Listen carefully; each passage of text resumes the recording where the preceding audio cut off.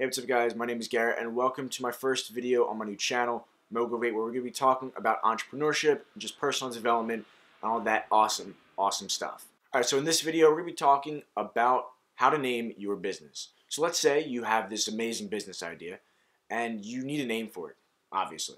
But you don't know how to name it, you don't know what the name should be, you don't know anything. So that's what we're going to talk about in this video. We're going to be talking about some strategies and tips that you guys can use to name your business and move along with your process and with your journey. Alright, so this first tip that I have for you guys is to focus on the letters as well as the length. You want to make your business name anywhere from 4 to 10 letters, and that's because you don't want to go too short because then it's not really a word. You also don't want to go too long because then it's really difficult for people to remember and also difficult for people to have to type in on either their phone or their computer, especially their phone because it's much harder to type things in on your smartphone than it is on your computer in general. Alright, this next tip that goes along with the letters as well as the length is that you should consider having a double letter and at least one hard consonant. So some examples of this are Google, Apple, Ford, Honda, Tesla, and the list goes on and on and on. But also consider or notice that these, while they might have a double letter or a hard consonant, they're also within our 4 to 10 letter range. Alright, so this next bit is focusing on small screens. Today, our devices are getting smaller and smaller. Actually, while phones might be getting a little bit bigger now, they're still a lot smaller than they used to be. We used to have 15-inch screens on our computers and 13-inch displays and this and that and a big desktop and everything. But now we have these little smartphones that we carry around in our pocket. You can even look at things like the Apple Watch or Android watches that are even smaller with 1 to 1.5-inch screens.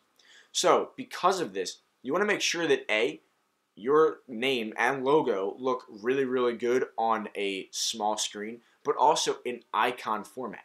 Even if you will never have an app for your business, you still want to make sure that you look good in icon format just because it's going to be on a small screen at some point. Even if you don't intend for it to be on the small screen like a smartphone or an Apple Watch, I'm sure it will be sooner or later. So just do yourself the favor and make sure that it looks good on those small devices right out of the box. You don't have to do anything with it later. It'll just be taken care of. Alright, so this last tip I have for you guys has to do with your website and your social media.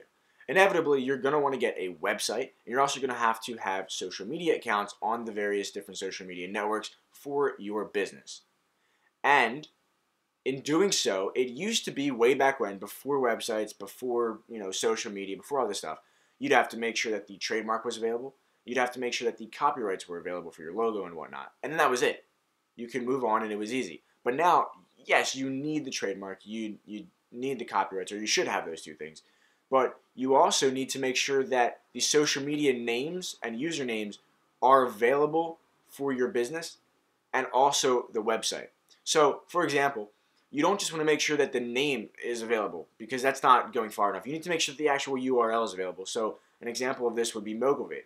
I have facebook.com/Mogovate and twitter.com/Mogovate and instagram.com/Mogovate. Now, I could make a Twitter account and just have the name Mogovate but have some other username, but I don't want that because that's not good for branding. And at the end of the day, branding is going to be a huge key in the success to your business. So you definitely want to make sure that you can get all of these social media accounts that you want to use, so all the social media networks you want to use, make sure that you can get the names or the URLs for your business on those accounts. You might have to add something like, Mogovate Official or Get Mogovate or whatever it is. You might have to add a word in there, but make sure that you can get something that aligns with your brand and with the name of your business. Likewise, for your website, you might have to do getmogovate.com or mogovateofficial.com, or maybe you do a different one.